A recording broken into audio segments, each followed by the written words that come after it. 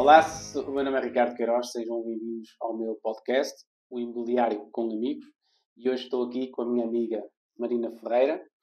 Obrigado, Marina, por ter aceito este convite. Obrigado pelo convite, Ricardo.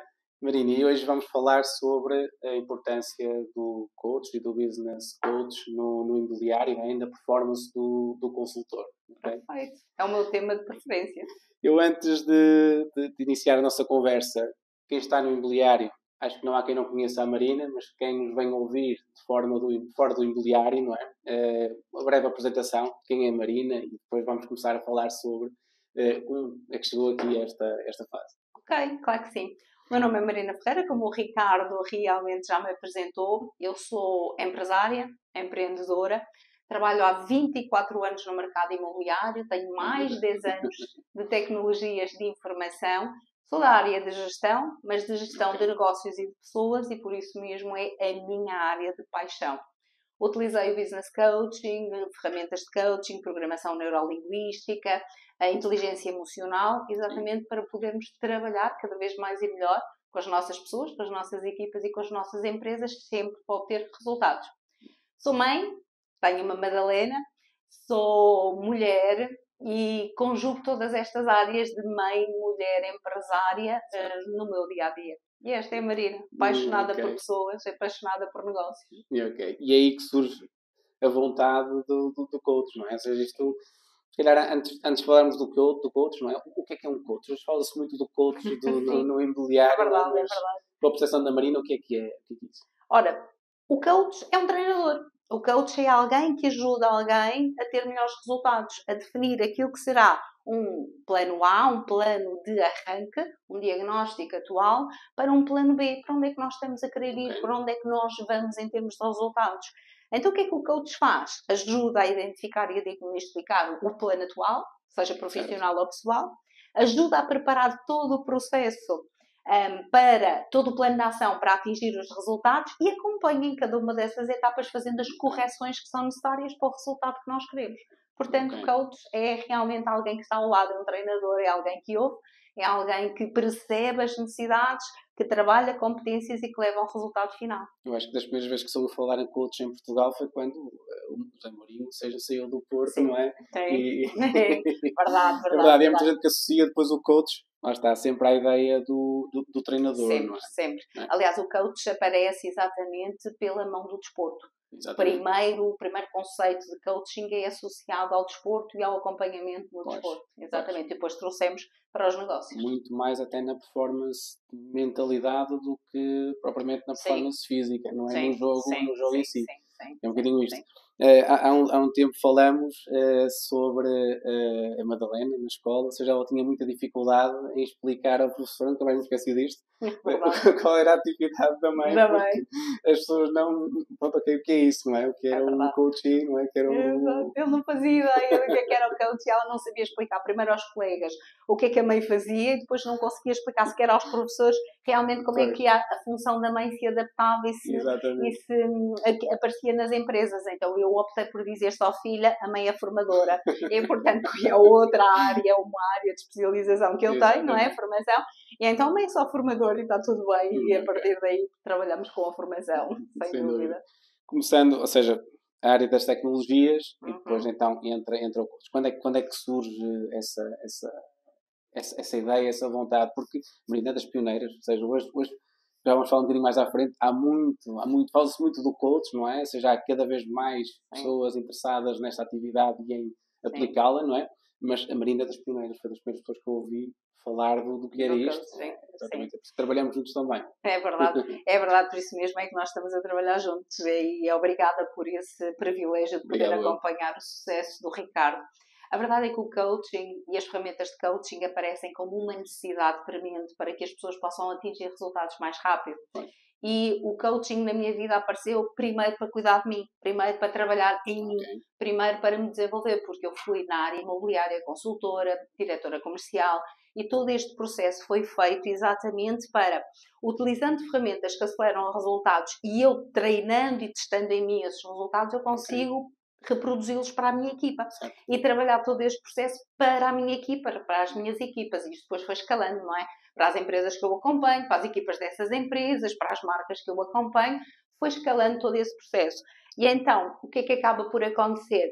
O coaching entra como uma necessidade e uma busca que eu faço a nível internacional do que é que acontece no mercado internacional, que de repente traz resultados muito mais intensos, muito mais rápidos para o mercado imobiliário e para ajudar as pessoas que, na verdade, gerem empresas, gerem negócios, são empreendedores e são empresários. Então, este é aqui que entra o coaching. Depois de eu já estar a trabalhar algum tempo no mercado imobiliário e buscar estas ferramentas e pô-las em prol das equipas.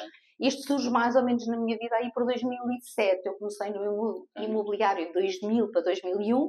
Portanto, foi quase logo no arranque, já há alguns anos atrás. Há 24 anos. É verdade, há 24 anos neste mercado imobiliário, sem dúvida. Pegando nesse tema, 24 anos ligados ao setor, já muitos, ou seja, estamos a falar de há 17 anos ligados só à parte do coach. Sim. Tanto num setor como no outro, porque embora se conjuguem, são setores diferentes, que mudanças é que tem vindo a haver, tanto pela positiva como pela negativa, no setor? Boa pergunta, Ricardo. É uma excelente pergunta. Na verdade, o setor tem sofrido mudanças drásticas, bem intensas, bem impactantes. E é muito bom porque eu continuo a ver um crescendo, um acrescentar valor e valorização à nossa atividade, à nossa mediação, ao trabalho que nós fazemos com os clientes finais. E verdadeiramente também uma necessidade de ir buscar novas ferramentas, ir buscar mais formação, ir buscar toda uma estratégia que permita que o cliente final obtenha um serviço de excelência e que, por outro lado, nós também possamos desenvolver toda uma estratégia que permite ter resultados mais consistentes, como existem a nível mundial. Então, as mudanças mais impactantes, elas surgem na necessidade da valorização do consultor e da mediação imobiliária e das equipas que trabalham com clientes finais, com a forma de fazer negócio. Quando eu comecei era muito pouco regulamentado. Hoje eu ouço os consultores a dizerem: Marina, mas falta regulamentação, ainda é assim um bocadinho difícil dizer exatamente qual é o melhor padrão e quem é que segue o padrão. Mas há 20 anos atrás e há 24 anos atrás ainda era bem pior. Um exemplo, um contrato de mediação imobiliária, o proprietário dizia: mas contrato de mediação imobiliária, porquê? Eu sou o proprietário, tenho que assinar o quê? Casa em mim, exatamente. Exatamente, passei tenho que assinar. Por isso também. Não há 24, mas há 18, passei por algo desse. Claro, hoje é possível que um consultor imobiliário já não tenha essa objeção tão vincada, porque é normal, porque o proprietário já se habituou a determinadas regras, a determinados padrões existentes no mercado. Portanto, o que é que mudou? Mudou a forma de fazer negócio, mudou claramente a forma como nós podemos acompanhar os nossos clientes e a valorização que os clientes finais, sejam compradores, sejam clientes vendedores, olham, a forma como olham para nós. Mudou claramente a necessidade de inovação, de procurar novas ferramentas, de procurar novas estratégias para poder ter um resultado completamente distinto para poder acompanhar os clientes finais. Para pior, o que é que pode ter mudado? Eu gosto muito de olhar sempre para o melhor e olhar para soluções e não para os problemas.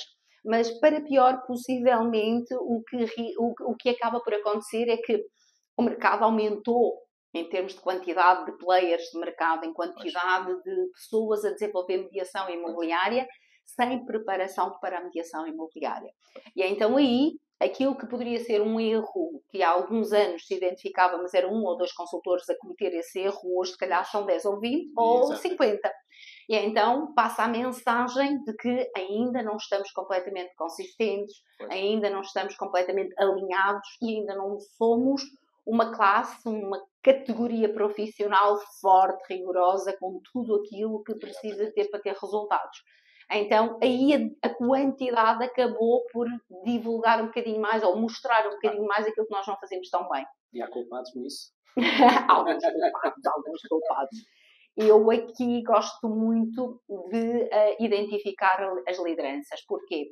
Eu não posso queixar que os meus consultores não fazem, não querem, não estão alinhados. Se o meu consultor não faz, é responsabilidade minha como líder. Se a minha empresa não faz, ou está menos bem, ou não usa as regras que deveria, os processos que deveria, é minha responsabilidade como líder. Se a minha marca, com várias agências, com vários processos que na verdade vão desmultiplicando, não faz, é a minha liderança que é responsável por esse processo. No topo da pirâmide, normalmente, né, onde está a liderança. É verdade. A forma como é passada a ideia do negócio cá para fora, muitas vezes depois também não é posta em prática.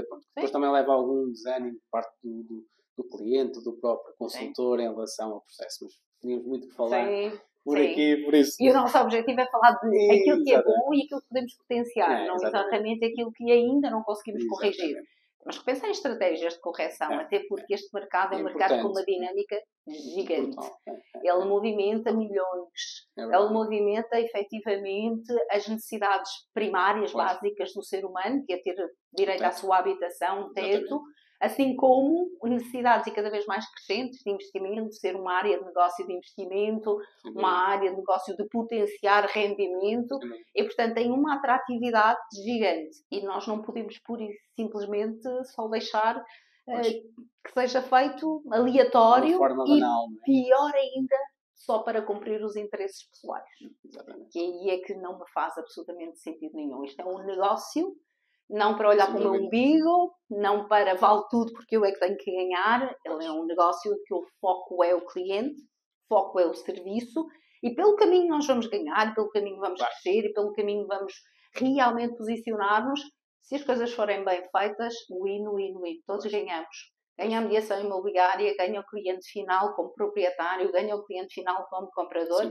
E nós estamos com um processo muito mais profissionalizado e um processo que realmente vale a pena e interessa. Sem dúvida. Nos 24 anos que a Marina tem, nos meus 18, eu hoje digo com quem falo, que está a entrar na atividade, e sempre o teu caminho está muito mais facilitado do que o meu, por todos esses pontos que já foram passados e falados. A verdade é que, mesmo assim, ou seja, eu noto que as pessoas muitas vezes olham só para o fim da linha e esquecem-se do caminho, esquecem-se do processo. O que conta é, se ganha muito dinheiro, eu quero estar ali. Esquecem-se que para fazer, ou seja, há valores que não podem ser quebrados e há um caminho traçado para lá chegar. Mas, infelizmente, olha-se muito para esta atividade apenas e unicamente pelo fator euros. Ou seja, e mais nada. Quando a minha percepção e cada vez mais a percepção, porque honestamente a percepção que é vendida também. Os consultores imobiliários ganham muito dinheiro. E ganham. Verdade. Mas tem um processo. Exatamente. Mas não todos. Ou seja, quem segue o processo consegue, de facto, conseguir ter rentabilidades muito boas. Quem não segue, por isso é que há muita taxa de rotatividade, muita gente a entrar e a sair, ou seja, porque pensam que isto é uma coisa, mas depois, na prática, isto dá, de facto, bastante trabalho, não é? E depois há muitos que são resilientes e outros que não conseguem ter e acabam por desistir, ou seja, com alguma facilidade. Dos clientes que a Marina tem, quais são as maiores queixas que eles têm do setor hoje? Ou seja, todos os dias falam com eles, os clientes são muitos, não é? Ou seja, e são sempre muitas as queixas, porque não me contactam só para contar as conquistas. Normalmente é dizer, Marina, ajuda, isto não está tão bem, isto incomoda-me, eu quero crescer aqui, eu quero movimentar ou modificar isto na minha empresa, então normalmente os obstáculos são sempre o que vem primeiro para cima da mesa. Sim, eu dividiria aqui em duas etapas, não é? Porque eu tenho clientes que são clientes que trabalham diretamente com os clientes finais, ou seja, com o cliente comprador e com o cliente proprietário. Estamos a falar da parte mais operacional das equipas de mediação imobiliária. E aí os desafios são, essencialmente, a valorização, porque o consultor ainda hoje se queixa muito que não tem o reconhecimento por parte do proprietário como ser interessante, necessário. Pelo contrário, o proprietário ainda julga que pode vender sozinho, que não tem necessidade de mediação imobiliária, que ele também é capaz de fazer, não quer pagar o valor que sejam as nossas remunerações. Então, eu sinto que, a nível operacional, os consultores ainda têm muito esta questão da valorização. Por outro lado, uma das principais perguntas é a estrutura, o plano. O que é melhor fazer? Qual é o meu plano? Qual é o meu melhor plano? Até porque tem muito a ver com aquilo que o Ricardo estava a comentar agora, que é a questão da imediatez. Nós hoje, cada vez mais, estamos programados para ter resultados rápidos. Nós estamos com o telemóvel em cima da mesa e eu salvaguardo que agora vamos passar aqui todo um podcast sem telemóveis, não é verdade? É verdade. Porque já é uma agonia. É verdade. Porque antes de chegarmos ou terminarmos este podcast, vamos com toda a certeza ter várias solicitações. E nós hoje, na organização do nosso trabalho, no nosso dia-a-dia, estamos de imediato a fazer qualquer coisa de olho no telemóvel. Sim. Qual é a notificação que entra, qual é o WhatsApp que entra, que cliente é que está a precisar de ajuda, o que é que eu tenho que fazer de imediato, que resposta é que eu tenho que dar de imediato. Então esta sensação de imediatez é uma das questões que as nossas equipas operacionais mais têm. Querem resultados rápidos, querem processos rápidos, querem proprietários que não tenham questões. A que eu problemas, chamo, não é? Exatamente. A que eu chamo o normal, o natural, e o Ricardo sabe, não é? Portanto, um proprietário é não é sim, o sim é um processo mais à frente. Um proprietário vai arrancar sempre por dúvidas que tem.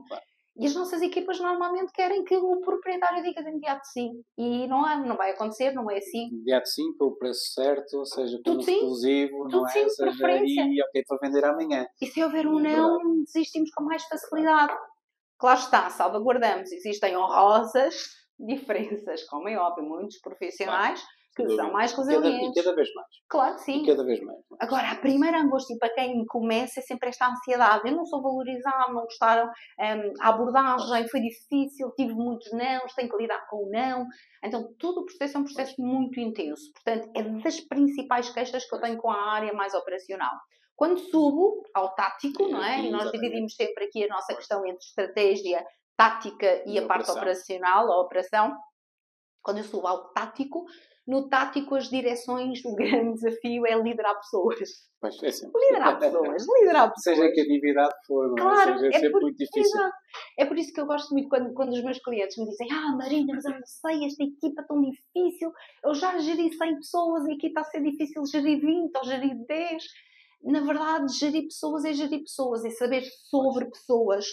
É ter realmente todo um processo bem preparado para o boarding, o acolhimento, o acompanhamento, o desenvolvimento da ação, a análise de desempenho, certo? Sim, a análise de desempenho, sem dúvida. É um tema que nós temos vindo a falar recorrentemente. É verdade. A análise de desempenho, que não é colocar em questão as pessoas, não é colocar em questão se elas são capazes ou não, porque muitas vezes são capazes, precisam desenvolver mais alguma das suas competências, características, é sobre o que está a acontecer versus o resultado que nós queremos, que é que precisa de ser alinhado, corrigido e estrategicamente alterado. É corrigir a rota. Certo. Então, tático é a direção de pessoas, é a gestão de pessoas e ajudar as nossas pessoas a ficarem connosco, reter as nossas pessoas, ao mesmo tempo acolher bem as nossas pessoas para que o processo seja um processo muito mais célere. Segredo para isso? Algum segredo é que...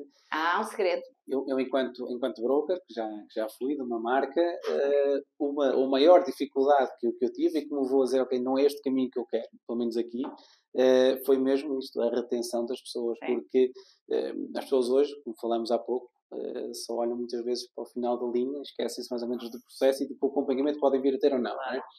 Aquela ideia de, ok, tu pagas 40, mas se aquele me paga 50 ou 60 ou 70, eu vou para ali, seja independentemente de, ganharem 0 euros, não é? Seja durante o caminho.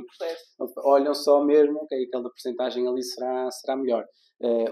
Depois também não ajuda, não é? Que as pessoas consigam reter e acreditem muitas vezes no negócio, porque, pegando agora, acha que isto deveria haver alguma regulamentação em relação a isto? Sim. Acredita nisso? Acredito muito. Acredito muito. É uma das perguntas que a nível estratégico mais me fazem. Marina, mas mudaria tudo se nós tivéssemos um maior nível de regulamentação? E eu digo, claro que sim, mudaria. Mas se não mudar o nosso mindset é igual. E eu dou sempre um exemplo. Podemos olhar para o mercado imobiliário, um exemplo muito concreto. Certificado energético. É um certificado que é exigido, claro que numa vertente mais simplista, no arranque, desde 2009. Exatamente, os nossos 18, 24 anos. Recordo-me que eu, na transação de 2008 para 2009, uma ruína que eu estava a vender na praia de Francelos com uma colega minha, a um casal alemão. Tínhamos a escritura marcada de dezembro para janeiro, ou seja, e houve a entrada em vigor da obrigatoriedade de ter o certificado energético. Mesmo as empresas de certificação energética ficaram com muita dificuldade em perceber, ok, como é que eu vou certificar uma casa sem teto? Claro, não havia ainda... É verdade, e lá se conseguiu, era uma classificação G. Hoje classifica-se como ruína, mas na altura deram a pior classificação de todas, não é? Claro que sim. Mas foi uma mudança, e agora pegando nisto, Antigamente era só obrigatório na ata de escritura, mas a partir de 2014 começou a ser obrigatório 14, exatamente, na promoção. E primeiro era só obrigatório para a venda, depois passou a incluir arrendamento. Então a pergunta é esta. Precisamos de regras e de orientação? Precisamos. Temos regras e orientação? Temos, desde 2009. Estamos em que ano? Recordo-me lá, Ricardo? 2024. Uau, exatamente.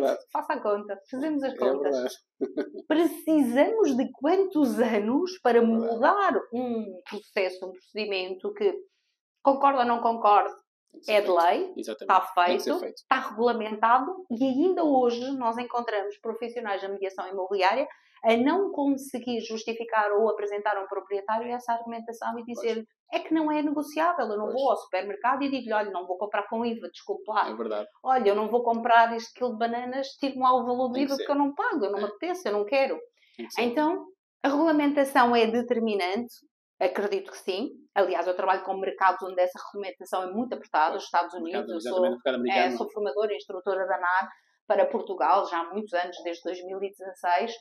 Eu dou código ético adaptado a Portugal para falar exatamente dessa regulamentação toda no mercado imobiliário.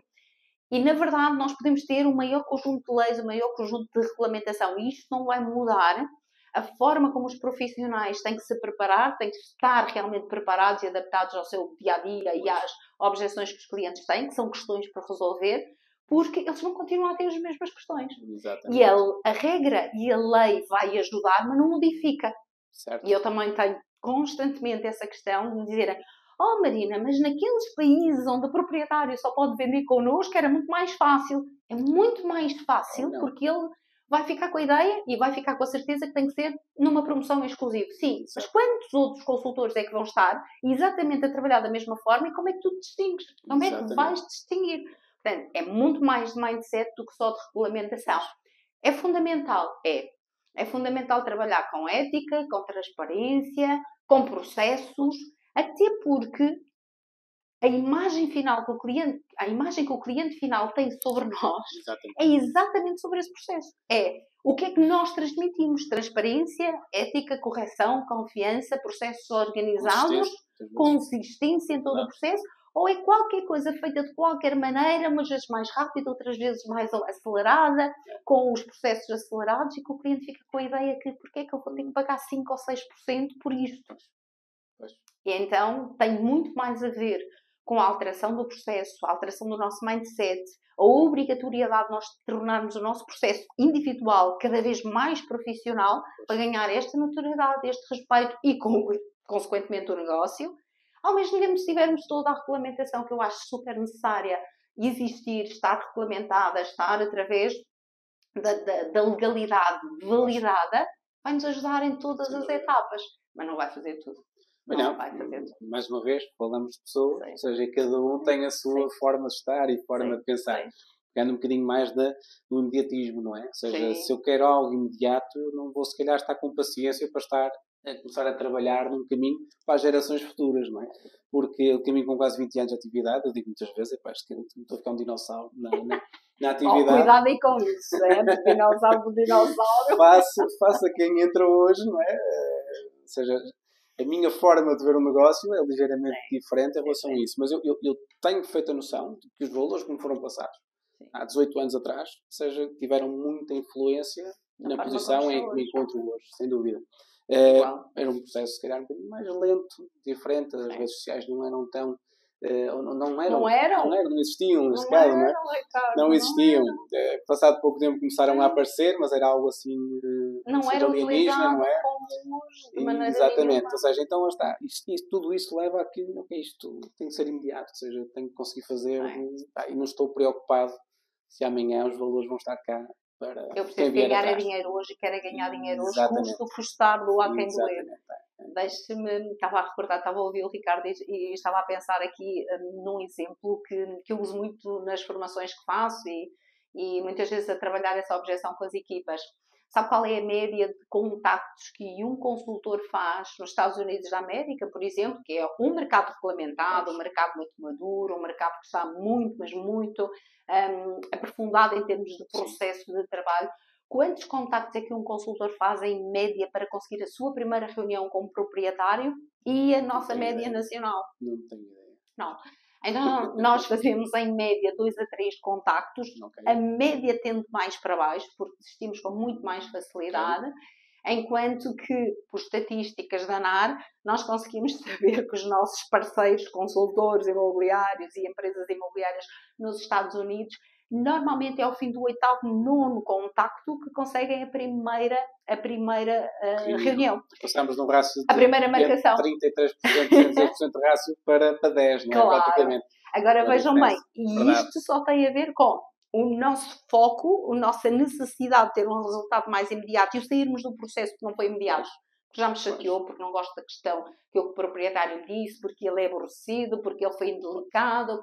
E por isso simplesmente eu saio do processo, eu não tenho um processo de seguimento, follow-up, que me permite ir lá buscar o cliente mais à frente, e versus uma área ou um país que está muito, mas muito mais regulamentado, muito mais profissionalizado, muito mais experiência. E com muita mais experiência, mas que na verdade já sabe que vai ter que passar aquele caminho, fazer aquele caminho para ter o resultado que quer.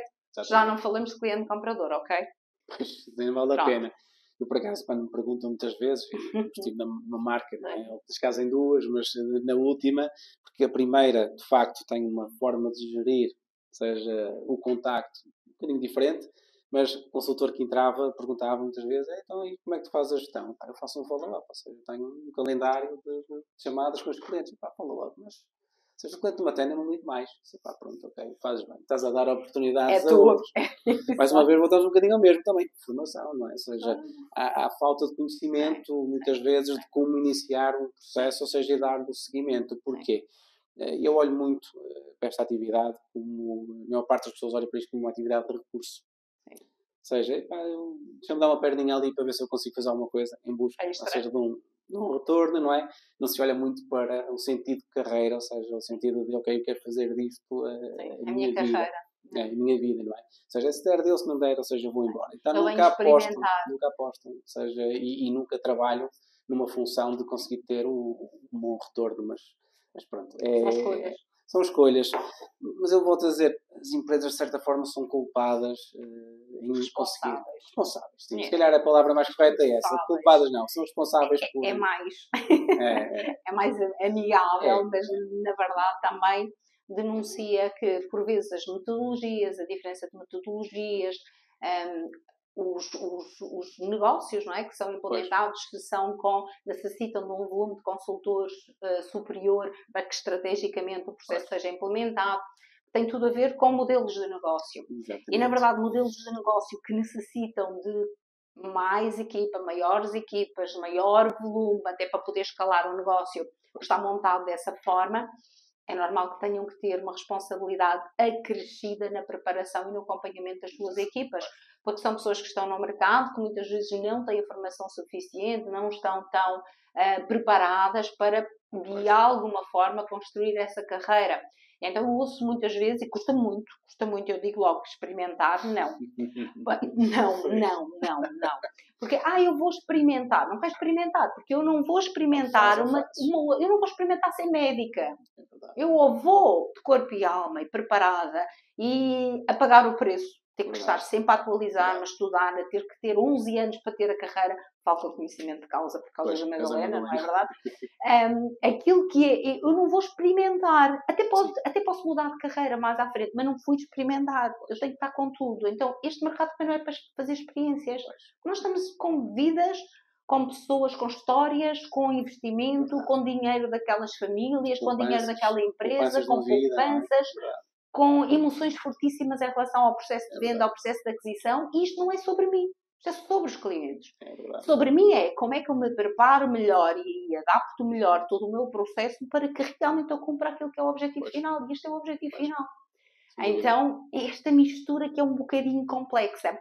Onde é que eu chamo a atenção da responsabilidade? Há pouco o Ricardo tinha-me perguntado, não é? Quais eram as principais perguntas, as principais questões dos meus clientes. E os meus clientes do operacional eu comentei-lhe, normalmente são questões sobre proprietários, mais do que clientes compradores. Os meus clientes das direções dos departamentos são mais sobre gestão de equipas. E os meus clientes do estratégico, são donos de marcas, são administradores, são donos de empresas, normalmente têm muito mais a ver com esta questão estratégica de modelo de negócio, do que é que funciona melhor e como é que realmente pode funcionar melhor. E uma das principais questões tem a ver com o recrutamento de pessoas, recrutamento e aumento de equipas, retenção dessas equipas, que tem a ver também com a gestão de pessoas, mas num nível superior. E este recrutamento, por vezes no mercado, ele é feito com muita pressão, com muita intensidade, com muita necessidade de aumentar equipas. E então, no próprio recrutamento, eu sinto que, por vezes, os responsáveis acabam por facilitar o processo. Passar uma comunicação de sonho, quando isto não é um sonho. Isto é um plano de ação que leva a resultados que podem concretizar sonhos. Mas não é um sonho. Isto não é o estalo do dedo, ganho dinheiro e já está. Porque se fosse assim, não é? Era muito fácil para todos. E aquilo que há pouco o Ricardo falava, que havia alguma rotatividade, que existem pessoas que não se ajustam de todo e que não ganham dinheiro, e existem outros que ganham e que, se perceberem onde é que têm que melhorar, trabalhar o seu processo, vão garantidamente ganhar dinheiro. Quando não colocam os seus objetivos à frente dos do cliente, vão ganhar muito dinheiro. É uma consequência natural de um processo bem feito.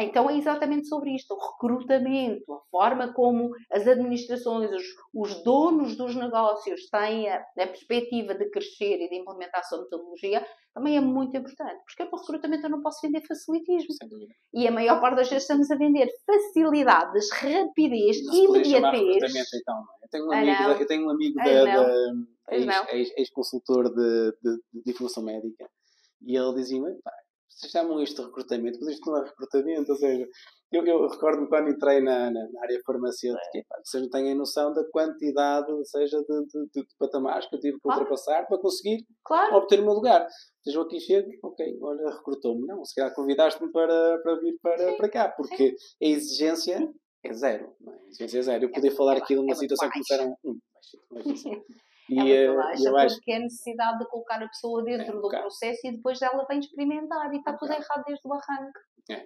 Porque temos que preparar as nossas equipas de seleção e de atração de uma forma completamente distinta, até para poder valorizar a profissão. Uma das questões que eu coloco de imediato é: estaria confortável? É isso mesmo. Gostaria de entrar para uma empresa, para uma carreira onde fizesse uma única entrevista, onde quem fala é o entrevistador a falar sobre o projeto e falar sobre o projeto, envolver no projeto rapidamente e a ter aqueles chavões que vai ganhar muito dinheiro e vai ter a gestão do seu tempo. Vai ser premiado, ou seja, vai ter imediatamente, imediatamente. Aquele candidato, se não é mais consistente, se não precisa de mais informação, se não é tão analítico, ele entra no processo. E depois o que ele vai estar à espera? Que realmente faça 2 chamadas telefónicas, tenha uma agressão, venda um imóvel e está cheio de dinheiro. Exatamente. Não funciona. Não funciona. Nada. Nada é mesmo. Assim. Nada mesmo. Pegando nisto que nós já falamos, ou seja, se a Marina pudesse mudar alguma coisa no setor, o que é que seria? Mudaria muito à imagem daquilo que eu trabalho com as minhas equipas nos Estados Unidos e um bocadinho mais no exterior. Mudaria muito a obrigatoriedade da formação. E não estou a vender o meu negócio, nada tem a ver com aquilo que eu faço. Acho a obrigatoriedade de fazer formação não só nas empresas ou nas marcas, porque temos muitas marcas que têm sua formação própria e que já é bastante exaustiva, mas numa lógica de carreira, de carteira profissional, tal qual como eu já estive. Nos Estados Unidos funciona assim, ou seja, e um consultor muitas vezes para entrar em determinado distrito precisa de esperar, não é? Ou seja, que hajam vagas, ou seja, há um determinado número por tem que ter a carteira, que é a carteira de Estado, de país, tem que ter, são 64 horas de formação. Tem que ter essa carteira profissional, depois tem obrigatoriamente que fazer formação da marca, da empresa onde está, não pode fazer mediação freelancer e independente. É proibido por lei, não é? Tem que estar sempre conectado com uma marca, exatamente. Faz a formação dessa marca e faz, agora de 2 em 2 anos, eu creio, não sei se houve alguma alteração muito... Exatamente. Um conjunto de horas de atualização de leis, de regulamentos, de tudo aquilo que diz respeito a servir bem o seu cliente com qualidade, com a ética, com a correção necessária. Então, eu mudaria isto. Eu mudaria isto porque valoriza garantidamente a mediação imobiliária, valoriza o processo, a entrega, o processo que nós fazemos com proprietários e com clientes compradores, e garantidamente vai-nos valorizar a nível internacional também. Nós já somos muito apelativos para o mercado internacional e, na verdade, o que acontece é que um cliente que está habituado a ter o seu consultor em qualquer outro país, chega aqui e de repente começa a inventar e está tudo à vontade. Porque aqui há vontadinha, estamos mais folgados. Eu trabalho com vários clientes americanos que me perguntam: Ricardo, eu vi uma casa à venda com o agente X, mas também vi a mesma casa à venda com mais 2 ou 3. É normal, ou seja...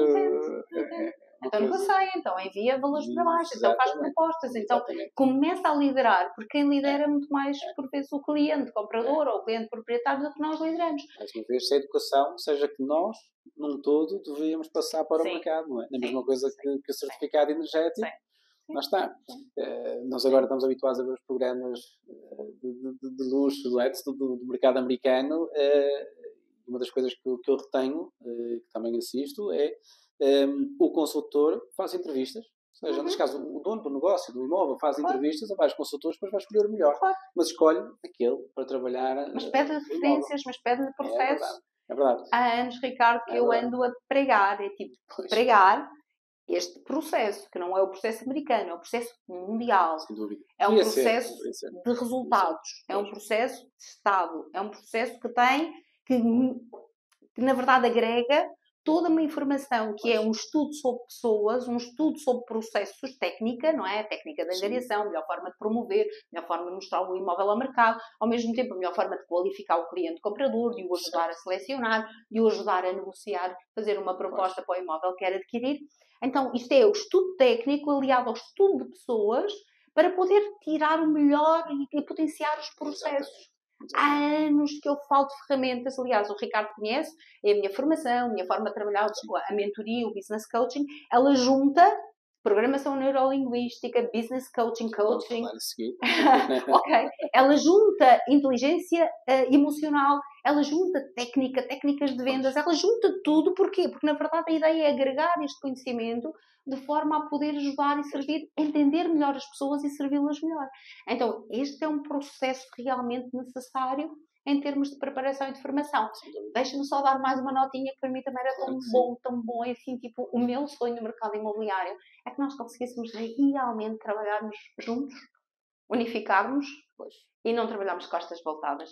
Eu há anos que eu digo, e algumas pessoas ficam... O MLS, não é? O chamado MLS, não é? Há alguns anos que algumas pessoas assim, ficam assim um bocadinho mais incomodadas quando eu digo isto, não gostam tanto, mas eu continuo a achar que nós ainda temos um mercado que muitas vezes defende quintas, defende marcas, processos e trabalha de costas voltadas, porque nós conseguiríamos garantidamente uma melhor regulamentação, um melhor processo com os clientes, uma maior valorização da nossa profissão, se nós realmente respeitássemos metodologias, porque cada um tem a sua metodologia, tem o seu processo, alinhássemos nas metodologias básicas, porque não é respeitar a metodologia e alguém trabalha a 5 ou 6% e de repente alguém vai dizer que 2% está bom, porque tudo o que faz, 2% é suficiente.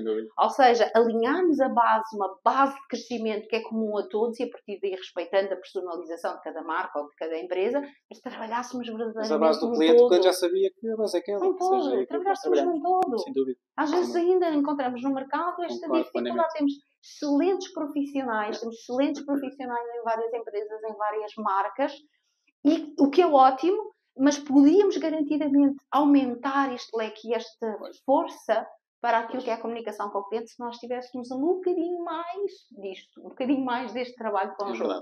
É verdade. E não é só uma MLS, é muitas vezes esta escolha, este trabalho para chegarmos a regras específicas, a lutar por direitos, a conseguirmos aqui um posicionamento totalmente diferente. Concordo. Sublinho perfeitamente o que a Marina diz, porque estou sempre a debater esse tipo de situações também, porque todos os dias lido com clientes, todos os dias tenho esse desafio, não é? De explicar porque é que uns são de uma forma e outros são de outra, mas pronto, era outro tema de conversa para muito tempo. É outro podcast. É verdade. Tocou um bocadinho no PNL, ou seja, isto fala-se muito, não é? Programação neurolinguística, e o que é isto? Ou seja, fala-se muito, não é? Cada vez mais está em voga, mas Marina vai estar pioneira, ou seja, ir lá fora perceber o que era isto e como trazer isto para a mediação imobiliária. Business coach, exato, para o business coaching e utilizá-lo com a mediação imobiliária. Então, na verdade, a PNL é Programação Neurolinguística. E o nome diz tudo.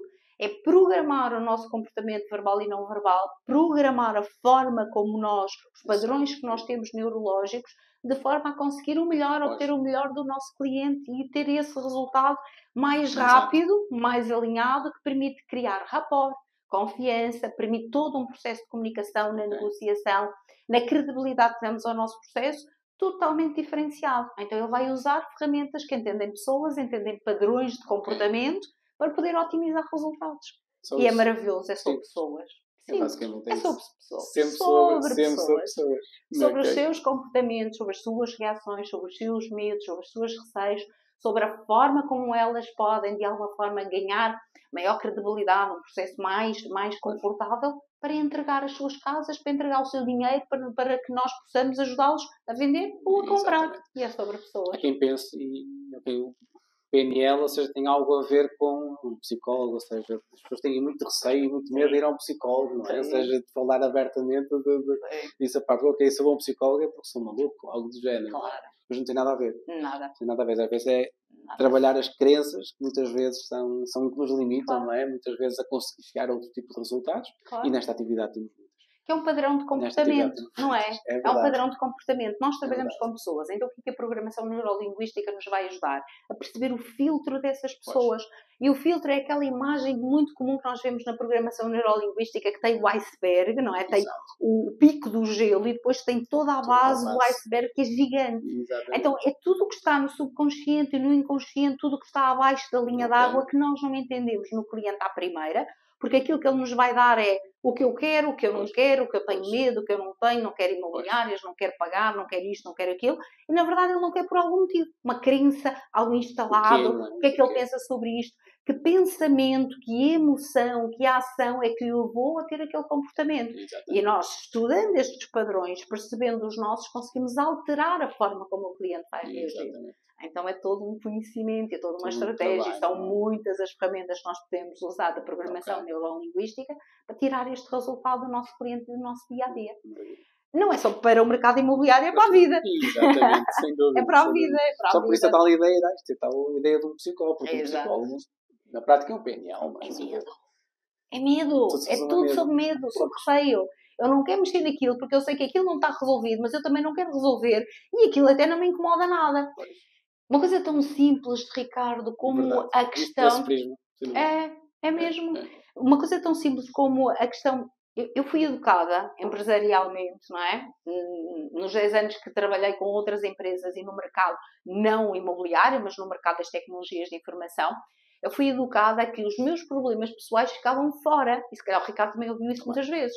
Os problemas das pessoas ficam à porta, aqui não entra. É completamente incorreto. Mas entram aqui, não é? É completamente incorreto. É incorreto, porque aquilo que acaba por acontecer é que eu não consigo dissociar por completo a Marina que eu sou a nível pessoal. Se eu hoje tive uma discussão com o meu marido, se tive uma discussão com a minha filha, ou com os meus filhos, com os meus sogros, é impossível que aquela emoção não esteja lá. E isto vai interferir no meu dia-a-dia. Se eu não sei sobre mim, se eu não sei sobre o meu processo, se eu não me preparo de uma forma diferente, ela vai influenciar no meu trabalho. Verdade. Aliás, hoje o Ricardo, nos seus colaboradores na sua empresa, o Ricardo não tem contratado só os seus colaboradores diretos. Não. Tem a família deles. Toda atrás. Já pensou nisso? Tem a família deles. Tem toda a família que, de alguma forma, modifica um padrão, um comportamento do seu colaborador, das pessoas que trabalham consigo. A mesma coisa com os clientes, não é? Portanto, é daí que a PNL é tão necessária na nossa atividade também e para mim fez-me sentido há muito tempo. E quando comecei, nem falava dela, não falava nem da programação neurolinguística, nem do coaching, e ainda tenho clientes que, se eu colocar isso numa formação, eles ficam um bocadinho chateados. Ficam assim um bocadinho de, não quero nada disto, eu quero é técnica. Está tudo bem, tem técnica, não tem nome, mas está lá mesmo, ele nem sabe. Mas a verdade é que dos clientes da Marina, ou seja, os top producers, não é? Os top performers que a Marina acompanha, todos eles têm sessões, ou seja, de PNL, onde neste caso começaram a ter, não é? Sim. E depois foram até evoluir. Obrigatório. Obrigatório. Não se consegue resultados sem trabalhar pessoas. Sem dúvida. Ou bons resultados. Sem dúvida. Pronto. Se calhar é o mesmo aspecto. Mas todos eles procuram. Pegando na atividade, ou seja, aquilo que eu te dizia um bocadinho, ou seja, hoje nós abrimos uma rede social, seja ela qual for, e estamos sempre a ser bombardeados com novos coaches, não é? Todos a querer dar cursos e formações e isto e aquilo. Como é que a Marina vê isto? Bem, agora tenho que ir buscar as minhas ferramentas de inteligência emocional, não é? Para não dizer mal do processo. Ora, eu vejo com bons olhos a divulgação e o aumento da credibilidade destas áreas na perspectiva de mais pessoas estão alerta, estão despertas para saber mais e para se preparar. Vejo com mais resistência ou com mais reticências o desenvolvimento de algumas destas certificações / processos de aprendizagem que libertam para o mercado pessoas que se sentem, ou pelo menos foram induzidas à ideia de que estão preparadas para ser coaches, conduzir negócios e conduzir vidas e ajudar, não é? Porque a condução não é nossa, na verdade quem faz as diferenças será sempre o cliente, mas nós temos uma importância muito grande na forma como o ajudamos a pensar, o ajudamos a definir uma estratégia, o ajudamos a encontrar um caminho. E sinto com algum receio, ou sinto este receio no mercado de ficarmos também catalogados como menos profissionais, menos preparados ou mais, até muitas vezes com aquela conotação de charlatão, diz que é, mas não sei o quê. E no mercado temos muitas situações em que isso acontece, até algumas com alguma divulgação mediática, que acaba por fazer com que descredibilizem ferramentas e pessoas que podem verdadeiramente fazer um bom trabalho. Diretamente eu não me sinto afetada, porque eu conjugo as estratégias, não me apresento só como coach, porque eu não sou só coach, eu sou mentora com a utilização de ferramentas de coaching, eu trabalho PNL, eu junto a inteligência emocional, eu junto a parte técnica. Portanto, quanto mais conhecimento e quanto melhor preparação puder ter, mais facilidade eu vou ter nas ferramentas que eu entrego aos meus clientes e a forma como os ajudo. Agora, deixa-me triste que por vezes ouvir aqueles comentários, tal qual como me deixa triste ouvir proprietários dizer que a mediação imobiliária é má e não faz bem, são todos iguais. Também fico menos feliz, não é, de ouvir comentários acerca da área do coaching, porque se olharmos para os mercados internacionais, uma vez mais, vamos ver que não existem empresas de setor absolutamente nenhum onde as direções, onde as equipas não tenham coaching. E porquê? Porque dá resultados. Porque aumenta a capacidade de ter resultados mais rápidos, não é? A diferença entre o treino, fazer um treino sozinho ou fazer um treino com o PT. Não é? Eu faço o treino sozinho e eu vou, se for consistente, se for disciplinado, eu vou emagrecer, as coisas vão correr. A diferença é, posso apanhar uma lesão, fazer uma lesão? Claro que sim. Há algum movimento que eu não estou a observar tão bem como um PT que está ao meu lado está a observar. Posso demorar mais tempo? Claro que sim. Porque com o PT eu vou ter um processo muito mais célere, mais rápido, muito mais focado. E é sobre isto. Sem dúvida. O PT para mim tem outra influência. Se não tiver compromisso com o PT, eu não vou. E por isso é motivação. Que é verdade. Ou seja, tenho esta vou chamar um problema. Ou seja, porque não é? perco o compromisso, eu tenho compromisso. Vou, ou seja, não tendo compromisso, já custa mais. Tenho facilitado. Ou seja, estou a melhorar, mas, ou seja, e tenho notado isto um bocadinho mais cuidado a avançar, a preguiça vai aumentando. É a mesma coisa também nisto, porque eu acho que se nós tivermos, gostamos e como trabalhamos juntos, às vezes alinhamos diretrizes, não é? Alinhamos formas de estar. Se não tivermos quem nos ajude a medir o resultado e a não nos aleijarmos no processo, não é? Exatamente. Ou seja, o caminho pode ser mais longo, ou seja, mais ou seja, posso me magoar no processo, ou seja... É verdade, Ricardo. É a visão de quem está dentro do processo e eu, por vezes, digo que nós estamos envolvidos num ambiente, num ecossistema, não conseguimos vir a uma visão candeeira. Já me ouviu falar várias vezes da visão candeeira e é a visão que é de cima, não é? É aquela visão que nós temos, esta técnica, este processo que vem exatamente de cima e que permite que eu possa, de alguma forma, perceber onde é que nós temos que mexer, onde é que mais rapidamente vamos crescer. Exatamente. Há uma série televisiva, que não apenas estar a dizer o nome, ou seja, mas trabalham com o stock market. E eles ao trabalharem com isso, ou seja, eles têm dentro da organização, ou seja, coach, ou seja, ok, estou com um problema, tenho esta situação, como é que eu vou resolver, não é? E isto cada vez mais, na alta performance, cada vez mais faz sentido. Ganhando alta performance, ou seja, o coach veio muito à voga quando o Éder marcou o gol da final do Euro 2016, lá com a coach dele. Desafios para o futuro. O que é que vê? Desafios para o futuro, ser cada vez melhor, trazer a inovação para o negócio, é melhorar conhecimento, prática e agilizar resultados através da inovação. Ok. Inteligência artificial. Assusta? Nada. Potencia. Sério? Potencia. Quem acredita? Eu hoje vou perguntar ao ChatGPT. O ChatGPT vai-me responder o que eu quero saber. Mas ele não consegue ter a parte, hoje, cada vez mais, mas tão mais emocional, tão mais próxima. Ele não vai conjugar, ele vai conjugar muitas áreas, não é? Mas não vai conjugar, por exemplo, o conhecimento que eu tenho, o histórico que eu tenho do Ricardo, a forma como nós trabalhamos em conjunto. Ou seja, ele é uma base e vai ser sempre uma base excelente, um potenciador de resultados, mas a nossa proximidade e o nosso processo mais próximo e de conhecimento e a parte mais emocional vai fazer a diferença. Ainda não sinto que a inteligência artificial me vai tirar clientes. Ainda não sinto, pode acontecer. Exatamente, fala-se muito que vai substituir, ou seja, muito consultor, ou seja, a figura do consultor poderá vir a deixar de ser necessária com a inteligência artificial. Eu não me acredito tanto nisso. Acho que se nós tivermos a capacidade de usar isso a nosso favor, vai potenciar de facto o nosso negócio e o serviço que prestamos. Reinventar. Acho que é uma questão de reinventarmos, sim. Mas é sempre aquela questão que nós... Eu sou tecnológica. Eu não tenho... Qualquer tipo de medo. Não tenho... Eu sempre senti a tecnologia como um apoio. Não é? Eu, para mim, por exemplo, CRMs no mercado imobiliário, otimização dos processos, utilizando tudo o que é tecnologia, redes sociais, comunicação, que nós possamos potenciar, escalar, faz-me todo sentido. Portanto, eu não me sinto como uma ameaça. Depois, naturalmente... é do meu perfil e eu olho sempre para aquilo que está à minha frente, que é inevitável, e meus queridos, é inevitável, a inteligência artificial é inevitável, então tenho que a pôr a meu favor, a meu favor. Não, agora, já está há muito tempo, agora é que está... Nós é que estamos a começar a ter contacto com ela agora, não é? Portanto, é inevitável, vamos só atualizar este processo agora e pô-lo a nosso favor. Ok.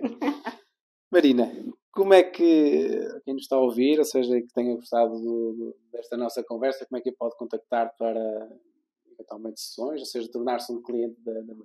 É mais fácil. Vai-me encontrar nas redes sociais, é fácil, Marina Ferreira Consulting, vai-me encontrar no LinkedIn, vai-me encontrar no Instagram, Facebook ainda alguma coisa, no TikTok eu acho que o meu marketing ainda coloca qualquer coisa, apesar de não estar ainda integrada ou tão integrada no TikTok, mas sim, Marina Ferreira Consulting e vai encontrar, será um prazer poder ajudar. Marina, muito obrigado. Chegamos ao fim. Muito obrigado pela companhia. Espero que tenham gostado. Se gostou, compartilhe. No próximo mês volto com um novo convidado, uma nova história, novas experiências que vai gostar de ouvir. Até lá, bons negócios.